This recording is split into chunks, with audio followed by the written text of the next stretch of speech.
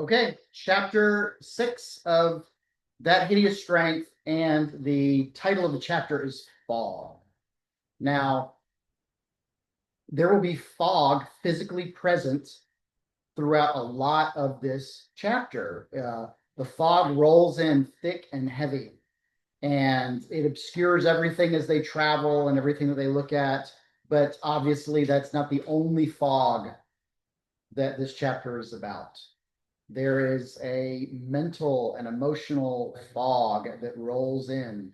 There is a cloudiness of circumstances and meaning.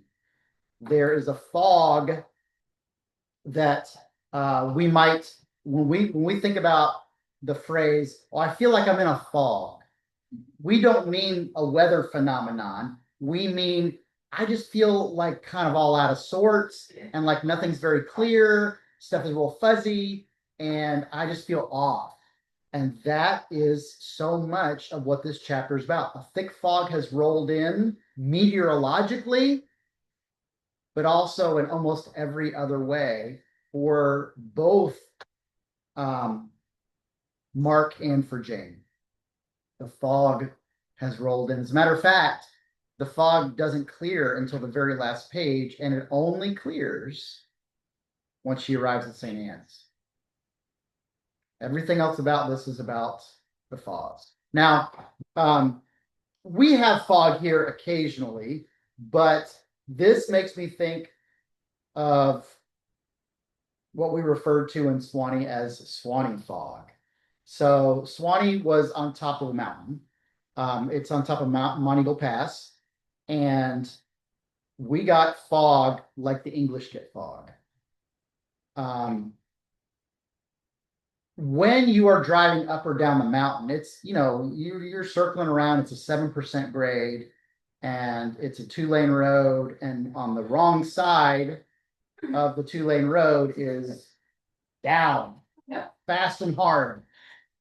So when you're in the fog, real fog, your headlights don't help.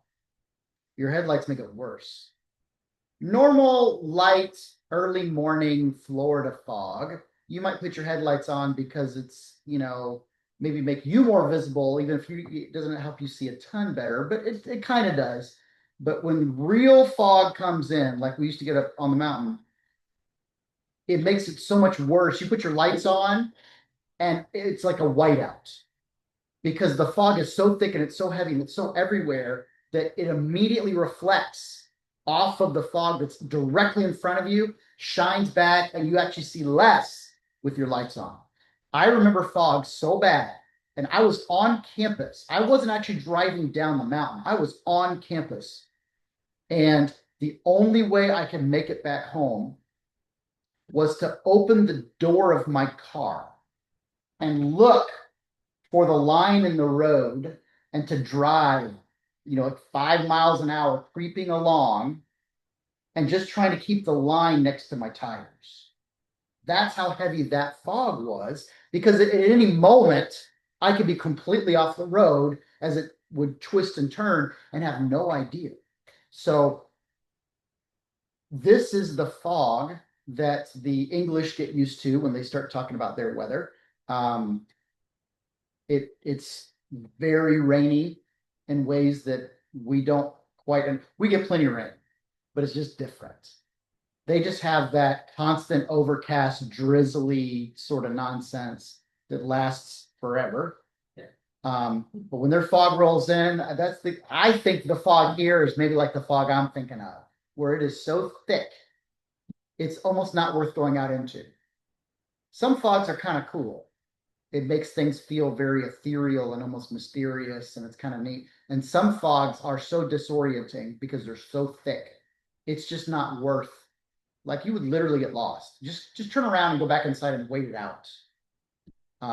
That's the thickness of the fog that I'm envisioning when we read this chapter, because again, it is a physical fog, and it is also a mental, an emotional, a spiritual fog where you just can't even see what's in front of you. All right. Mark actually fills out the form. that he got from Wither the chapter before, which I'm not sure anybody actually expected him to do, but he does it. And he brings it into Wither, who now seems almost like a different person. He's always sort of vague, and he always seems to look through you or past you, but he even seems to be a different person still here. Now he's still talking in vague terms, and everything is taking 16 sentences to get one sentence of content out. But he basically accepts this as Mark's resignation, and he lets Mark know that. And he references how he's heard about his resignation from the college. That Mark has tried to fix already, and he's not sure how to do that. So now Mark has gone from which of the two jobs, if not both, should I take, to maybe I have nothing. So that is a very frightening place to be. I think that would be frightening for any of us to feel like, your only source of income has suddenly evaporated. But I'm going to say that some of this is just Mark's youth, his immaturity. You can be young and mature, but I don't think that he is. When you are put in a tricky situation, if you've lived long enough and experienced enough, you've learned how to navigate even the trickier things. And you've also learned some perspective in your priorities. It may be that, you know what? Fine. See ya. Maybe in this kind of circumstance, the more experienced, mature person would have just left. I'm not going to get caught in your game. Will it be difficult to start over? Yes. In 5 years' time, will I regret it? No.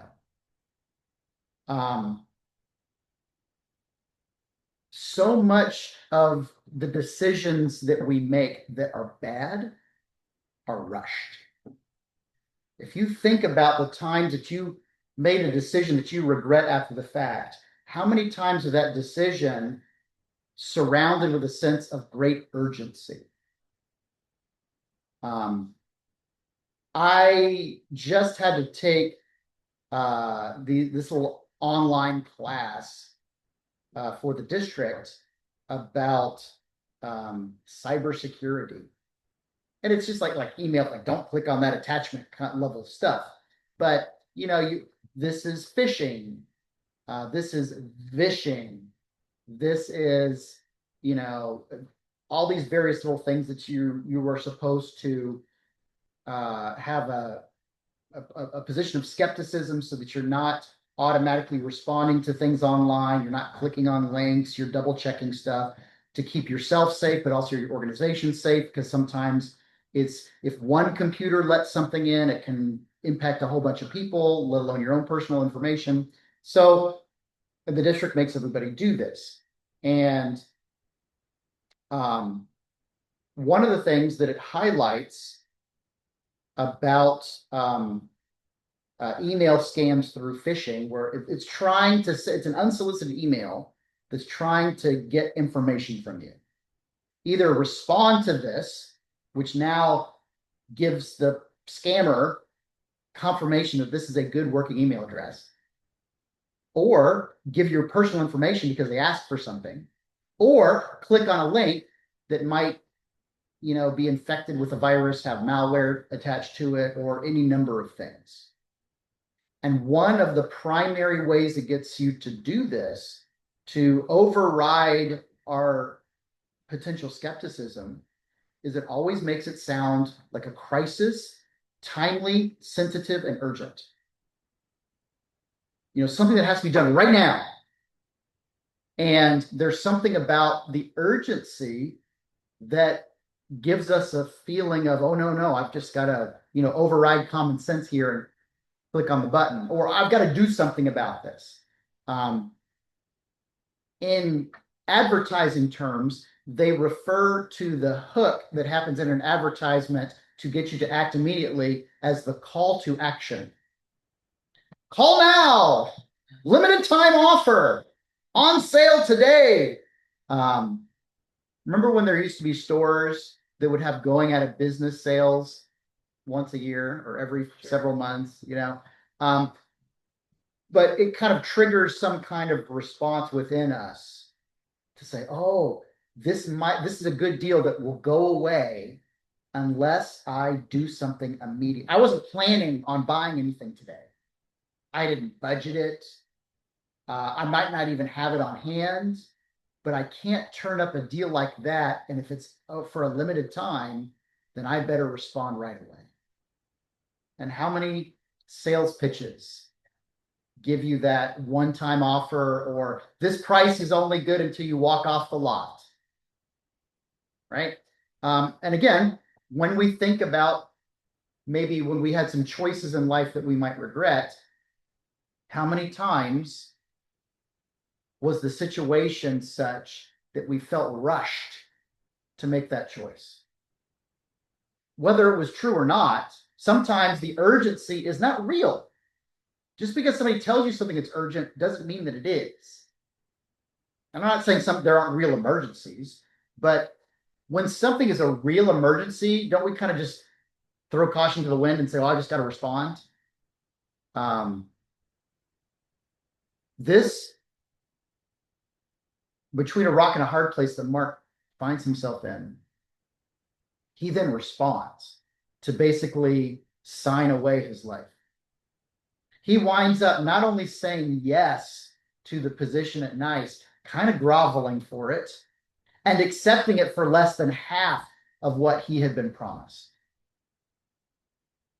So all of a sudden, his fear and the urgency, I'm going to lose out. Like this is a one-time deal, or this is it's only good until you walk off the lot, puts him in such a position where he winds up kind of jumping in with both feet, which will put him in a very bad situation. Not just the bad that he's about to do that maybe he would not have done, but it legitimately puts it, he's now worse off financially than he would have been had he never showed up to NICE in the first place and he kept his college job that he was kind of complaining he was underpaid for.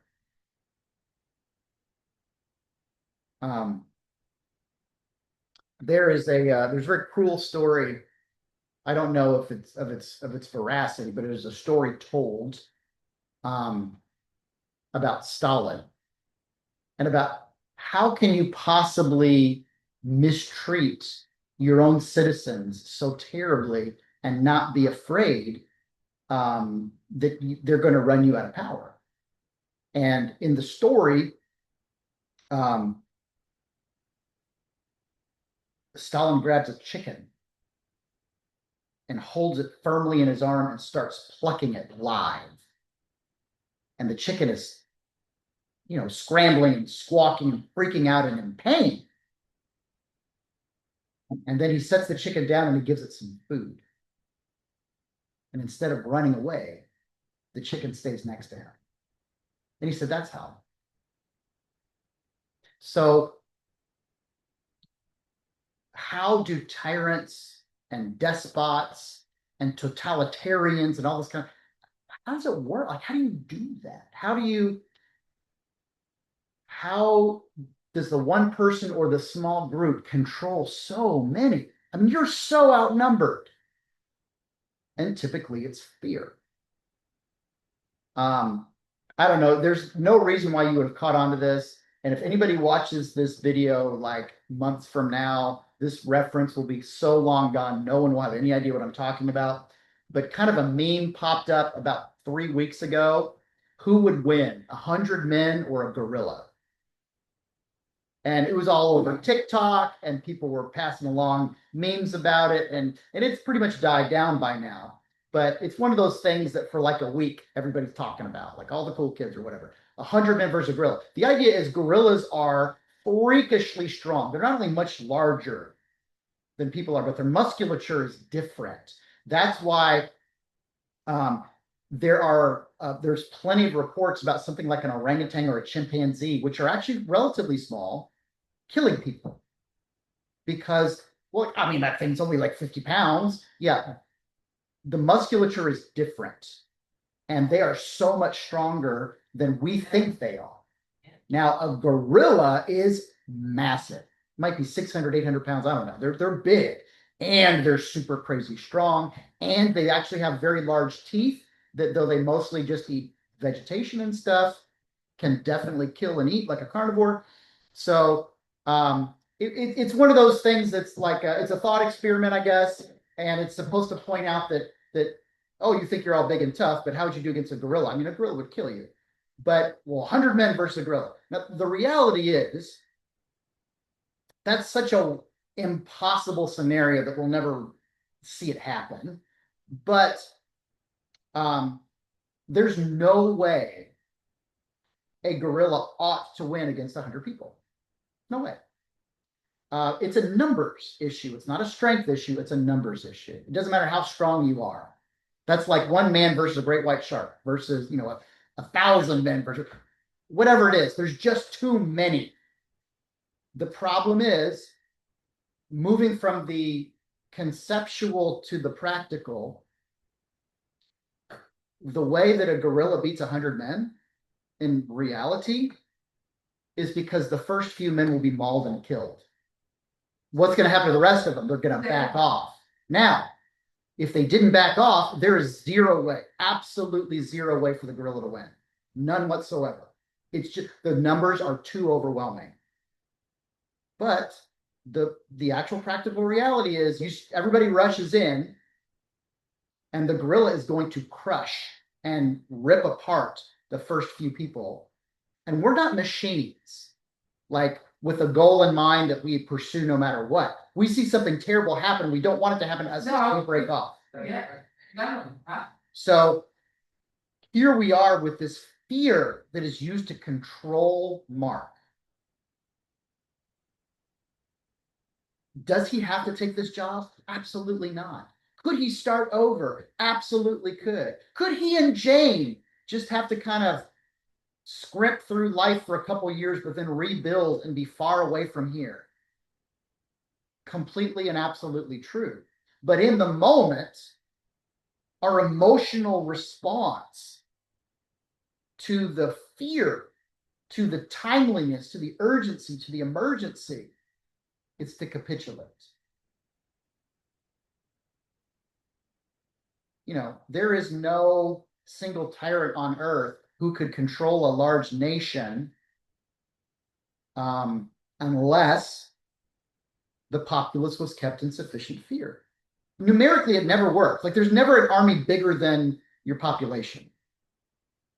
But nobody wants to be the first one over the wall. Nobody wants to be in the front of the line that gets shot. Nobody wants to be the one who gets run over by the tank. And so it is in some ways very understandable that Mark panics. But let's not remove his agency completely. He doesn't have to do this. I think there's reasons. His immaturity is certainly one of them. His weakness of character, to be perfectly frank, has absolutely contributed to where he is. But even still, could he have shown some spine and done something about this? I think he could have, but the fact that he didn't just sort of makes sense. It's not that common for people to grow a spine out of nowhere. Could happen, but in this case, it doesn't. So here he is. He's in a worse position than ever before, and yet, once he actually kind of acquiesces, he actually gets in deeper and feels better about it than he ever has before. We have all those scenes about how he kind of goes into that, like a library or drawing room or whatever it is, where they have drinks in front of the fireplace every night. And suddenly he's noticing these are like the big wheels and deals here. And a lot of the people that I was worried about, like the Steels and the Crossers and all those, they're not in here. I'm in here with heads of department. I'm in here with the chief of police. I'm in here with the movers and the shakers. Even Wither is in here, though he's just kind of meandering around. This little group, I am in. And so whatever shame he might have felt, You would have assumed maybe that he would have his tail tucked between his legs at this point. He would be the chicken that Stalin plucked. But he's actually feeling better about himself than he has maybe up to this point. He feels in the inner circle deeper even than when he did at the college. And now they've given him some work to do. Hardcastle had already managed, talked about the Alakazam thing, and this is one of the things you're going to be expected to do. The fact that he hadn't already jumped on it, she kind of chastises him for, but then they do give him a very specific assignment. And the specific assignment is related to what seems to be happening all over. The poor little town is being overrun. Nice, the construction, the purchasing of land, the demolition of that land, it's gone from 0 to 60. This is very much the proverbial give them an inch and they take a mile. The college thought they were getting a great deal. We're going to get this money we need. We're going to give up land that we basically never used anyway. And they blinked twice, and all of a sudden, Nice is right on their doorstep, and they've taken it all. And now the college has no recourse whatsoever. 1,000 years of forest is gone. What are you going to do about it? Nothing. And now you have no leg to stand on whatsoever. You have no power in this negotiation. The college has been absolutely beaten. The town, which didn't have anything to do with this. It's a sleepy little college town, and it's the college that basically sells this land. So like the shop owners and the residents, they didn't give over their land.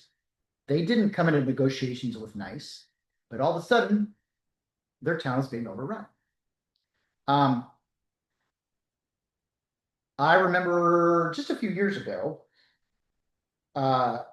there was a lot of anger and a lot of like people showing up to county commission meetings and stuff because developers had purchased multiple tracts up in the Kathleen area. And I don't live in Kathleen. I don't like going to Kathleen because it's too far away. And there's really nothing there that I need to be a part of anyway. I mean, I occasionally have to go to the high school, but it kind of feels like it's out in the middle of nowhere. Well, the people who live there, who grew up there, who sometimes have been there for generations, are up in arms because developers ran out of cheap land in Central and South Lakeland.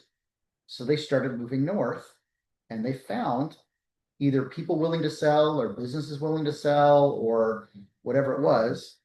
And now they want to develop sleepy, quiet, open little Kathleen into heavily residenced and commercial properties, and start building it out. And those people are like, wait, just because they buy land, it's not zoned for the things they want to do. You county commission have to change the zoning for them to get what they want. Don't do it. Kathleen is supposed to be sleepy. We like it that way. It's supposed to be kind of rural and kind of empty and kind of on the north side of things and not in the thick of things. That's why we live here. That's why we've lived here sometimes for generations. And just because they bought the land doesn't mean you can let them do absolutely anything about it, because the rules have been on the books for a long, long time that this land is a farm, or this land is, it's for one house, not for 20 apartments, whatever it is. So to my knowledge, that's still an ongoing issue. And the way that our county commission works, I don't know that the residents are going to win. We all know that money talks, and there's been a lot of development that, did that really have to happen? Is that really better than it was before. And now this is happening to this poor town. It is it's a village, and it is being overrun with all of the workers necessary to make these grandiose plans come about and to happen super fast. Maybe a small crew could do a big job over a long period of time. Do you think NICE is a long time, slow, patient kind of organization? Absolutely not. They're going to throw what seems to be a limitless amount of money and demand that everything be done now. Rip it all down, start building tomorrow. And the more workers, the faster we can go and the bigger we can build. So what happens when tens of thousands of workers descend on a sleepy little village? Well, I mean, they're going to need to eat and sleep and, all that kind of stuff. But also, it clogs up all the roads. It fills all the restaurants. It buys up all the groceries. And they don't seem to be very polite or interested in integrating into a small little village. They just seem to be stomping around and breaking stuff. Well, at least it's just a misunderstanding and accidental. Absolutely not. Because now the Mark is in the inner circle. He finds out that this is all part of the plan. And the plan is, we're not just going to bring over 1 million workers. We're going to bring in the most disruptive type of workers we possibly can. Not just craftsmen, but like, what kind of workers are going to be as loud, as obnoxious, and as troublemaking as possible? What kind of workers are going to swear and scream and break junk during the day, get totally drunk at night, and start causing trouble? Those are the kind of guys we want. And so they hired them by the hundreds, maybe by the thousands even. Well, that seems crazy. That's like, you're just asking for trouble. Yes. They're not asking for trouble, they're creating trouble. It's the whole plan. If we put all of these obnoxious, difficult, drunk, mean workers and we plop them down in this small village where nobody has any room to avoid anybody, how long before arguments start turning into fights? And fights start turning into riots. And as soon as there's a riot, we have all the justification we need to take over the whole place. Now, if we come in and we just said, we are now in control of your small town. You have no more police, you have no more elected officials, you have no more city council, you have no more mayor, whatever. Not only would the residents have a problem, but if word got out, other people would have a problem. So what do? You make sure, first of all, that nobody else knows. And number two, you give a reason that other people who aren't there and who don't know can hear about and say, oh yeah, that's terrible. Something must be done.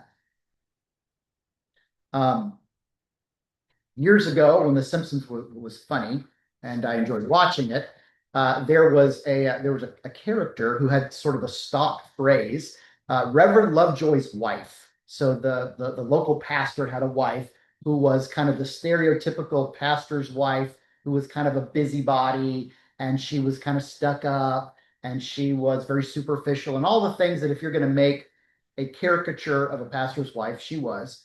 But whenever there was some kind of issue or problem in the town, her stock phrase was, won't someone think of the children? As though that were a dispositive phrase. Whatever it is I want you to do, if I connect it to the well-being of children, well, then you're just going to shut your mouth and acquiesce. And if you don't, you're clearly a bad person. You don't want to be a bad person, do you? Of course, I know you don't want to be a bad. Of course, you don't want children to suffer, do you? Because only monsters want people to suffer, right? And only a terrible person would choose to make children suffer and do all the, and so you kind of manipulate and bully people into doing what you want because you put it in terms that people don't. I don't want to be in trouble. I don't want, I want people to yell at me. I don't want to have a bad reputation. Um, we've had we're and I think we're coming out of it, but 10 years of an online cancel culture where if you get on the wrong side of people online, they make your life miserable and they try to drive you out and away from everybody. They get people fired from jobs. They get people shunned from family and friends. There was a period of time where if you said the wrong thing, if you liked the wrong thing, if you appeared to the wrong, whatever it was, people who absolutely did not know you and were nowhere near here would all join in and pile on to try to make your life miserable. Now, the biggest effect of that is not so much the canceling or the harm of a single person. You see somebody else get jumped on because of something they said. Are you going to say it? It is what's referred to sometimes as the chilling effect.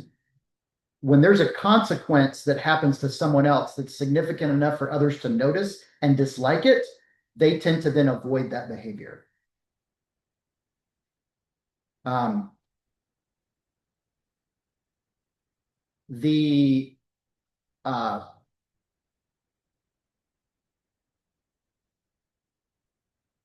the concept of a police body cam is partly to protect the public and it's partly to protect the police, but it's to give something external and hopefully objective rather than a he said, she said, right? Because we've all heard about a news report about something that happened, and then the video comes out and it's very different than what people said it was, one way or the other. Mark is now getting his first real assignment, and it is precisely that.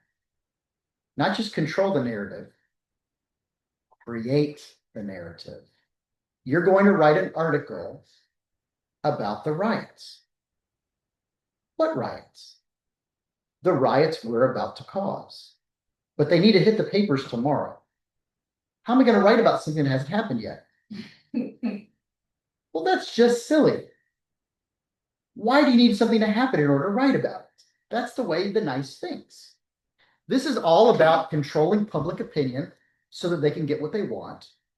They don't need to wait for the thing to happen to get people afraid of it or to get people agreeing with them.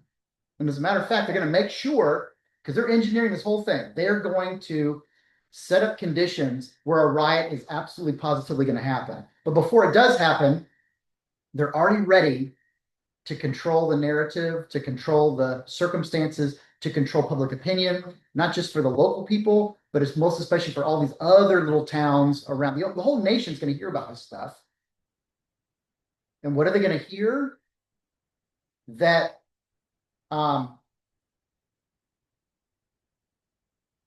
either the little town is at fault because they're kind of backwards, they're kind of busybodies,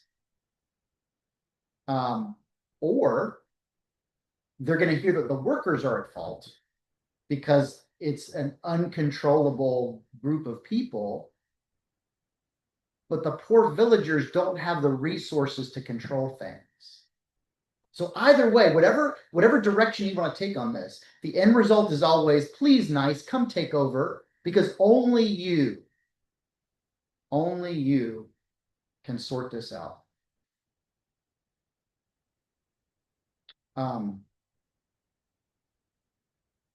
This is creating a problem so that you can furnish the solution. In advertising, there's this sense of creating the demand for a product that people don't even realize that they want. Like that's kind of the hallmark of good advertising. I can make you want something that you didn't know that you wanted. If I make it maybe enticing enough or interesting enough or urgent enough. And in many ways, that's exactly what's happening here. And Mark has a moment where he, for the first time, is going to make a decision that's not just ominous. He's had ominous before, multiple times. He's known that this place is weird or strange, or I've got a bad feeling, or these people are kind of showing themselves to be kind of untrustworthy. He is flat asked to commit a crime, and he says yes.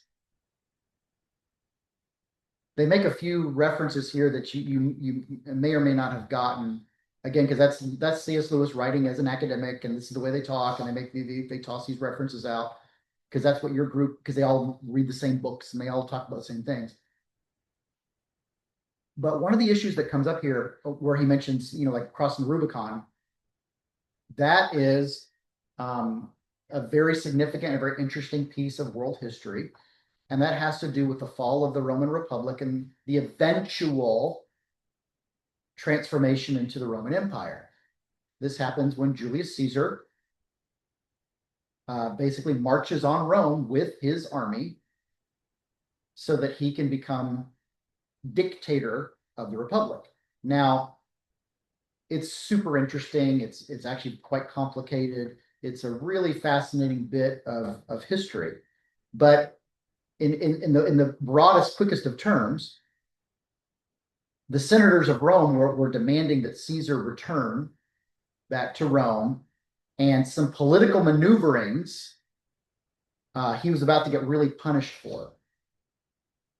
And they put him in a bit of a no-win situation here. And so he decided to take a third option, which was at the time considered unthinkable. Armed soldiers were not allowed within the city of Rome. As a general who was also intended to operate, he was being allowed, he was eligible to stand as a consul of Rome, which is this very, very high position kind of at the top of the Senate. Because no active soldiers could be in the city, what these generals would do when it was their turn to act as consul, they would resign from the army, then come into the city, then be named consul or whatever their new position was. Now, those against Caesar, Caesar kind of put himself in a tricky position, but those who saw this is our chance to get him, basically, we're going to make him resign. And as soon as he resigns and steps in the city, we can arrest him. We're promising he's going to get this promotion, but he's going to come in as a private citizen and we can arrest him. And Caesar knew this. So the third option was, I'm not going to resign. I'm going to break the law. You're already going to convict me. So if I'm already guilty, might as well go all the way. We're going to march on Rome as soldiers and demand our rights, my rights, whatever. So the Rubicon is a river, and it marks the border where he should have resigned his position, and all the soldiers should have become private citizens before they entered. And there was a moment, there was a line, and he had to make the very deliberate choice to cross it. Once crossed, though, that meant everything changed. Once it's crossed, you are in and in for good. Now it's on. Now this is a civil war. Now I can't say, oops, sorry, or let me have a do-over or whatever. The issue is, how many of those massive choices are like that in life, where there's a clear dividing line, a point of no return? Lewis doesn't say they don't exist, but he says it's probably kind of uncommon. This is more about the small steps where we drift. And then we turn around and we realize, how did I get here? It wasn't so much that Mark was at the border of the Rubicon and said, if you write this report, you are now a criminal, You belong to us forever. Your moral character is stained for all the whatever. Instead, he's made a bunch of little choices. He's been encouraged and manipulated in little ways again and again. Every time he goes into that little room with a fireplace, he feels a little better about himself, a little more confident, and he gets sucked in a little deeper to the point where he makes, and this is maybe one of the biggest steps, he goes in by himself for the first time. If you remember that, he's typically brought in with somebody else, or in the middle of a conversation, they find themselves there. But now he realizes there's nobody to bring him in. Do I go in or not by myself? Because this is a very obviously a private space. And if I go in too soon, I could blow it all. Because if I get kicked out, that could ruin me. But maybe this is one of those times where if I don't press the advantage while I have it, I'll either be forgotten or people will start to see me as someone who's not really worth being in here in the first place. I think I would be okay if I stepped in, but I don't know if the timing is wrong or if it's right, and he takes a chance and the hook is set. That's where they get him here. Now, Lewis basically says this is not Caesar crossing the Rubicon. It is not this, we're going to hesitate, we're going to look, we are going to make our choice, and we're going to step across. It's more like all these little steps, all these little moments, all these little choices. And then by the time Mark stops and looks, the Rubicon is 100 yards that way. You've already crossed it. And who would have thought he would have, if this assignment had been given to him a month ago, he would have probably been horrified, but would have flatly refused. But now he's not just committing crimes. He's like enjoying himself as he's writing these articles. First, he writes kind of the highbrow article, and then he writes the lowbrow article. So we might say like, he writes a piece for the New York Times and a piece for the National Enquirer. So he writes one for the people who are more academically oriented, or people who have like kind of high level professional jobs, and for him there's his style totally changes, and he's really good. He's fine. I'm really good at this, and there is this odd sense of pleasure doing something you're good at. But the problem is when you're good at something that's bad, but you're enjoying it. So he's really having a great time realizing it's flowing pretty naturally. Both articles are flowing in this real easy way. And he's writing for two different audiences. And one of them is for people more like him, who would give nice more power because the regular people don't understand this is for their own good. They're too dumb or too uncivilized or uneducated, but clearly they need the benefit of Nice's scientific progress and efficiency and everything else. So let's just make this happen. And then for the common people, for the stuff that, the people in the village or the workers might read, he adopts a totally different style, which is more like us versus them in a real weird way, about the people wanting Nice to be here. You better not stand in our way of getting what we want. Because now we know what the government wants to do, and the government's always trying to tell us this and that. Well, we know what we want, and what we want is for these guys to come help us out. Government would just leave us twisting in the wind. Nice, they're actually going to do something positive. So here's that phrase again he loves to use: cut the red tape. That's the sort of populist kind of phrase that's, he's looking to resonate with a different type of person. He's approaching these articles in almost completely different directions, but they both have the exact same end goal allow nice to give nice the direct authority and power to do whatever they want.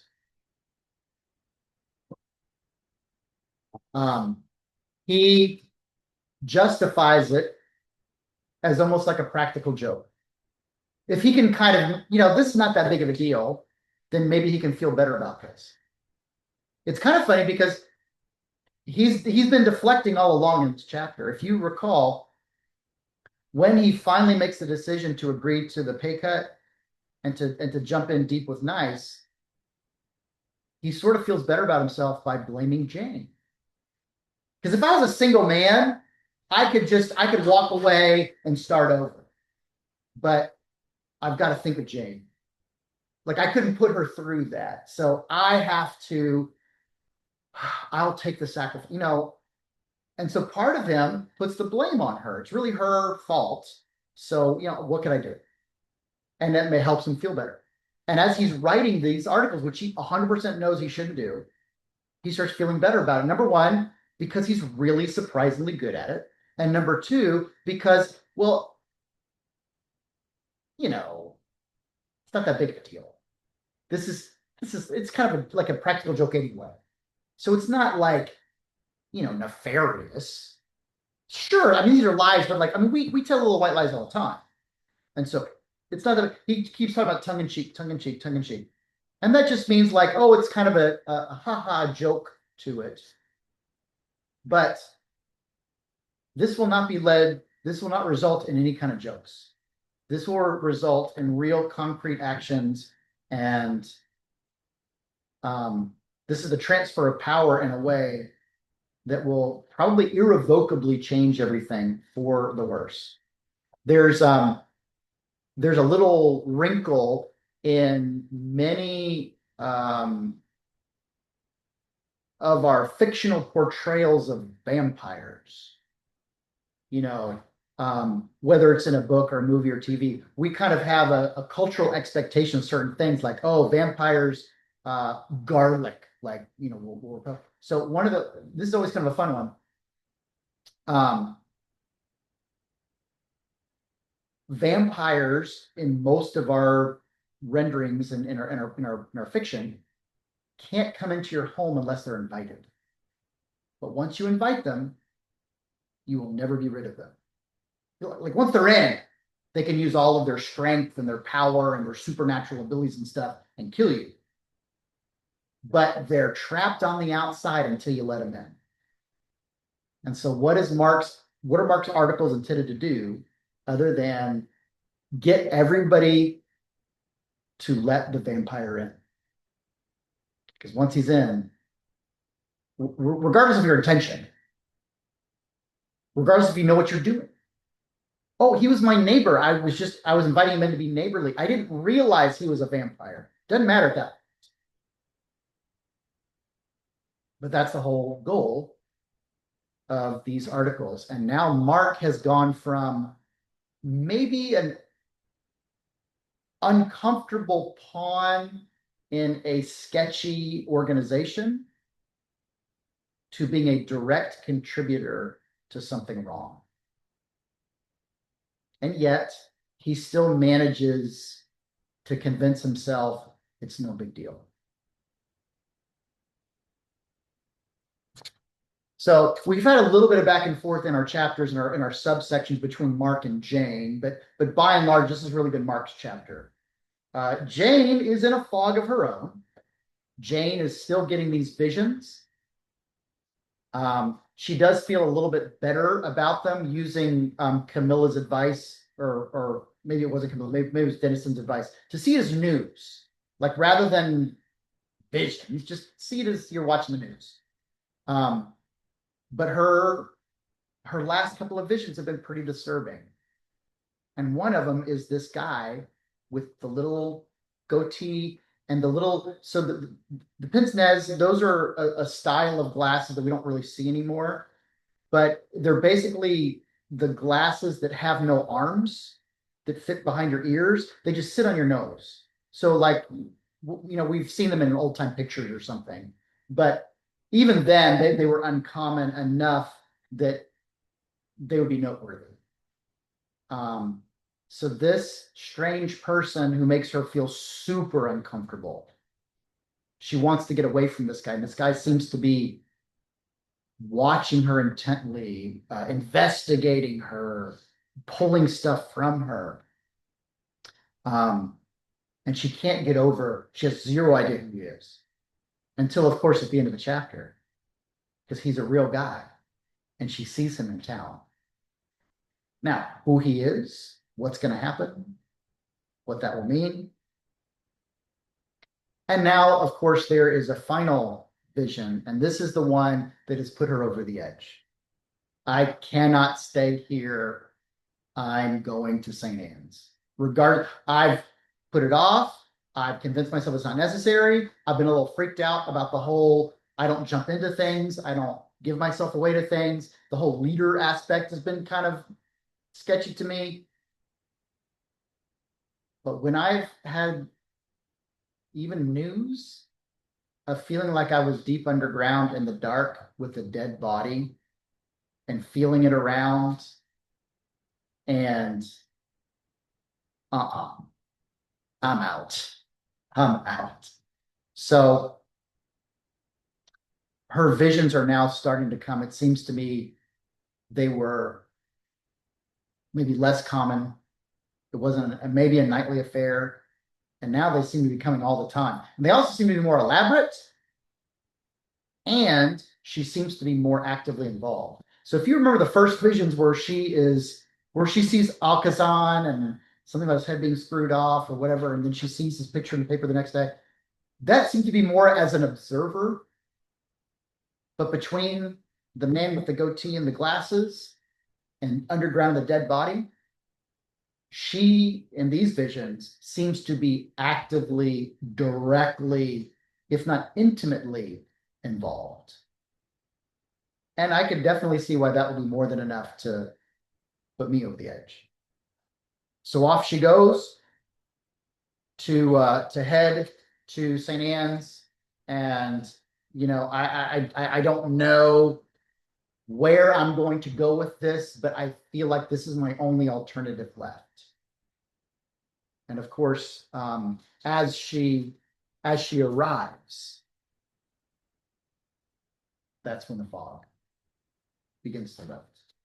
The sort of fog that has been characterizing pretty much everything that's happened.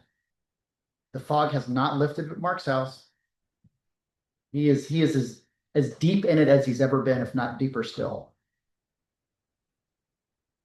But Jane making an action, and remember, she didn't want any of this, and her goal as of the last chapter was just to almost like to run. Like I just don't want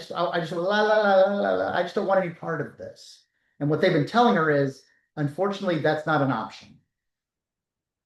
And there are some times where we may be in that sort of position, that even inaction is an action. Purposely saying, I will not choose, is a choice. And there's some times in life where you have to go to the left or go to the right, pick up or pick down. I mean, there's nothing you can do. And sometimes that's not a pleasant position. It's not always choosing between two nice things. Sometimes it's, picking the best of two bad choices. But there is no third alternative. What they have told her is these visions aren't going to stop. If, as a matter of fact, they may become more consuming. And the only question is, who will you give them to? Who will you give yourself to? Because they're coming. And so she's made her decision, and it's off to St. Anne's. And as she arrives, the fog begins to lift.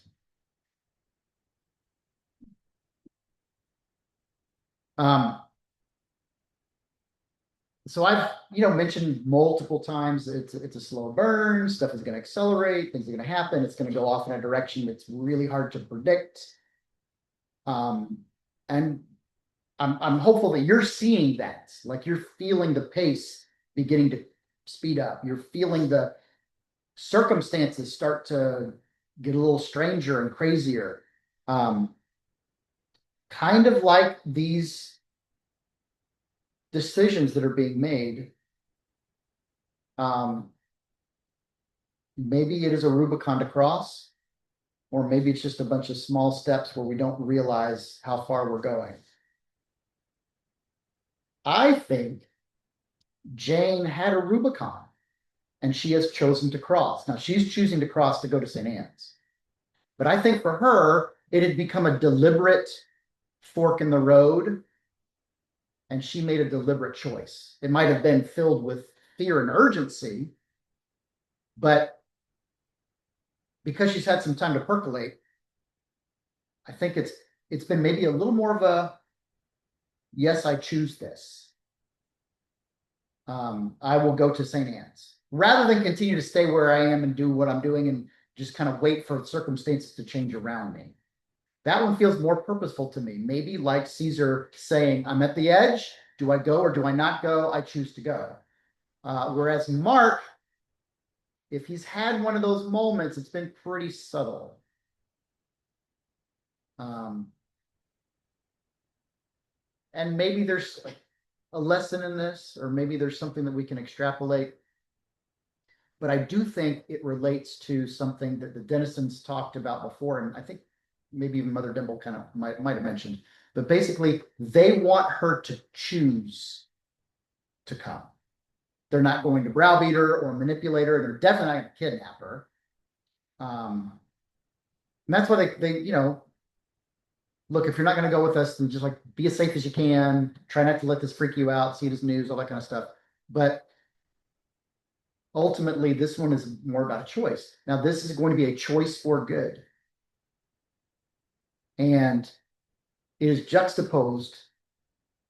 What Mark is doing is a choice for evil. But it's not very clear. And it's not very bright. It feels very foggy, like a little bunch of little small things that eventually you think, how did I get here? And maybe that's something for us to keep in mind. The choice for evil, what happens if it's kind of small and obscure and it doesn't stand out? Maybe that's for a reason. Maybe evil doesn't want you to take a singular, obvious choice, yes or no. Maybe evil wants you thinking about other things, distracted, not worried about it, no big deal, but all the while pulling you just a little at a time closer and closer and closer. Whereas good says, here it is. Look, think, consider, choose the good. And that's kind of where we are. Anything else? Any questions? Still making sense? Better? Thank you. Okay. So next chapter is chapter 7. See you next time.